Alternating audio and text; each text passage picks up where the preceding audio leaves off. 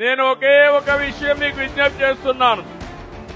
నేను కదిలిరా అని పిలిపించాను. ఇది నా కోసరం కాదు, తెలుగుదేశం కోసరం, అంతకంటే కాదు, జనసేన కోసరం కాదు, 5 కోట్ల ప్రజల కోసం, ఈ యువత కోసం, ఇక్కడుండే ఆడబిడ్డల రక్షణ కోసం. ఒక్క విషయం మీరు గుర్తుపెట్టుకోవాలి.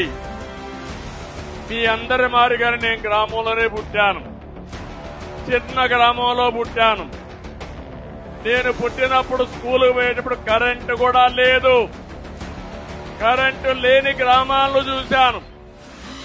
ఒక ముఖ్యమంత్రిగా దేశానికి పవర్ సెక్టర్ రిఫార్మ్స్ తీసుకొచ్చామంటే అది నాకు గర్వ కారణం అని చెప్పి మరొకసారి మీకు తెలియజేస్తున్నా. కదలిరా కదలిరా